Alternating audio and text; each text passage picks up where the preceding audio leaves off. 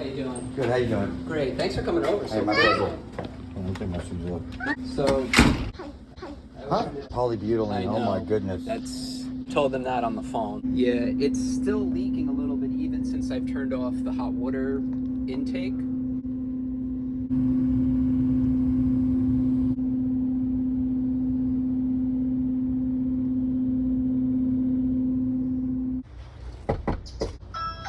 Call the plumber? Coming.